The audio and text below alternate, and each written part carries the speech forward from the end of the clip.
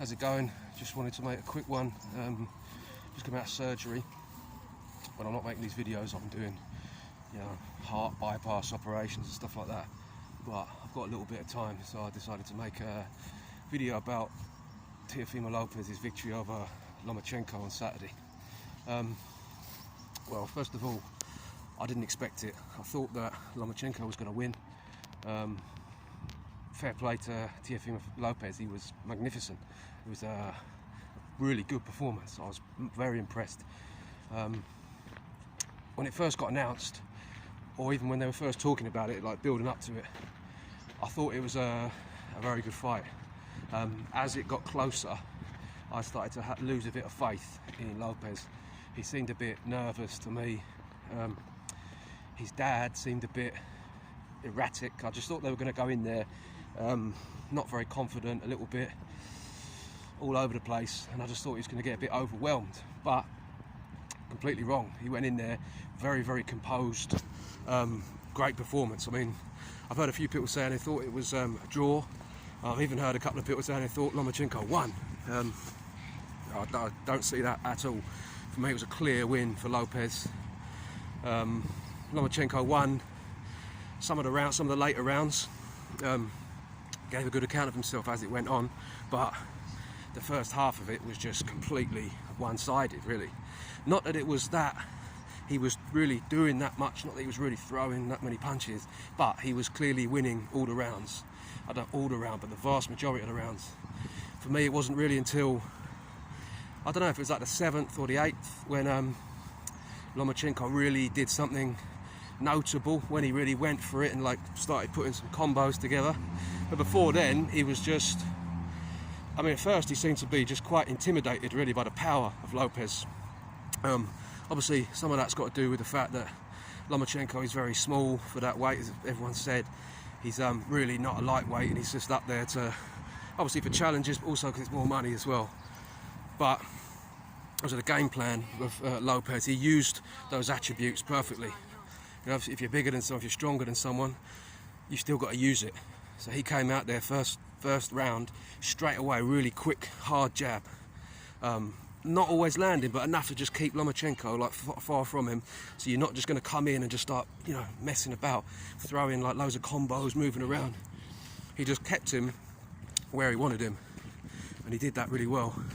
And then he came in as well at times and really kind of landed some big punches to the body and just imposed himself on him and really like put him in his place.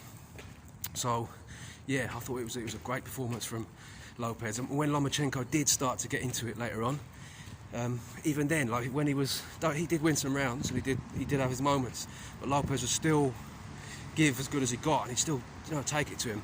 So yeah, it was just a perfect, I wouldn't say perfect performance, but it was a very, very impressive performance. So fair play to him. Lomachenko he didn't look great, to be honest. Obviously a lot of that's to do with the opponent and the game plan and the execution of it, everything else we discussed, but he didn't look at his best. Obviously started very late in the fight, wasted too much time. Again, I just think that's the problem he has going up in weight, because he's small, but also he's got quite short arms, so he has to really close that distance to do what he wants to do.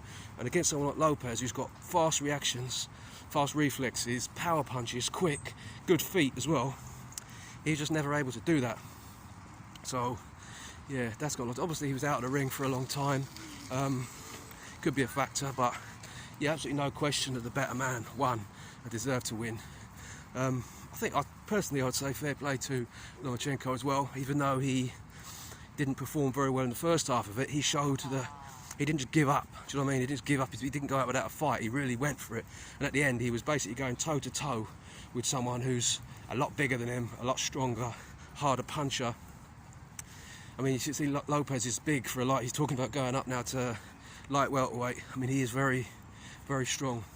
So fair play to Lomachenko for doing that, really, for like trying to go toe to toe with him at the end. And he's proved that he's pretty tough and he can take a good punch, and he's not just going to be out muscled. But you know, obviously the glory goes to Teofimo López. Yeah, I'm happy for him. I do like Lopez. He's a good character. He seems to have a good attitude. He said that he's potentially up for challenging Devin Haney for his email belt, so I thought that was quite funny. That's the fight I want to see. Obviously Devin Haney, you know, people give him a bit of stick for the way he got his belt, but that's not his fault. I mean, he was obviously wanting to fight for that title, but you know, it's just sort of boxing politics, isn't it? Now, I don't believe that Lomachenko ducked him, so I just think it's boxing politics. Top Rank obviously prefer to give that shot to Teofimo López than him. They've obviously got a lot of clout with the WBC, and you know, because it was a mandatory, it could have gone to a purse bid. So I don't think they fancied the idea of potentially losing a purse bid to Matchroom, DAZN, and having Lomachenko fight on there. So for me, it's much more to do with that than anything else. But either way, that's not Devin Haney's fault. He's for me, the way I look at it now, Teofimo López is the champion, obviously, and I see Devin Haney is like the number one contender. So I'd like to see him get that chance. I think that's a great fight. I made a video before when they were talking about it. To be honest, I would have liked to have seen it before this one. Two young American champions. Lopez has obviously proven a lot more, but you know, I think Devin Haney would like to prove it. He just hasn't really had a chance yet.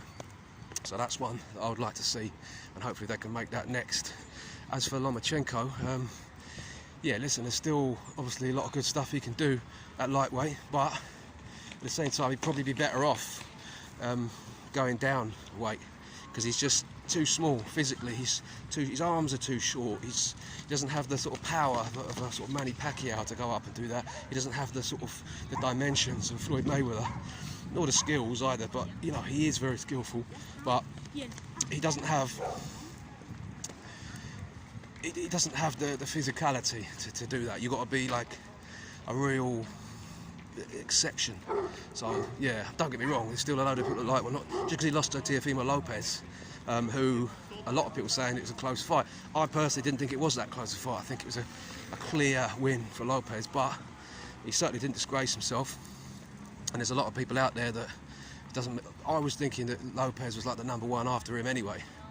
So, you know, not to say, oh, now he's sort of done at lightweight, but he looks like he'd be more suited. Well, he has looked like that for ages, hasn't he? I mean, when he fought Luke Campbell, for example, that was quite a competitive fight.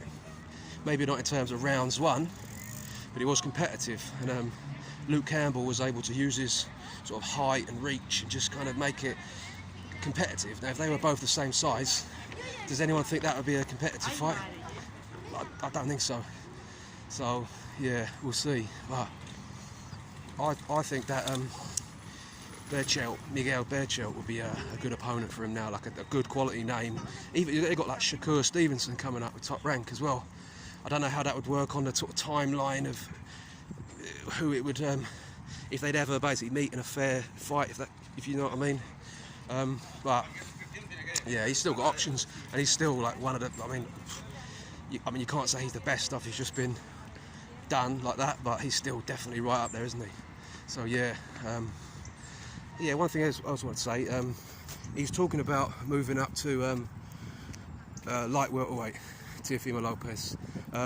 Personally, I'd much rather see him stay at lightweight, at least for now. I mean, obviously, if he can't make the weight, that's up to him. He knows, obviously, if he's really struggling with it. But I want to see him fight Devin Haney. That's the fight I want to see next.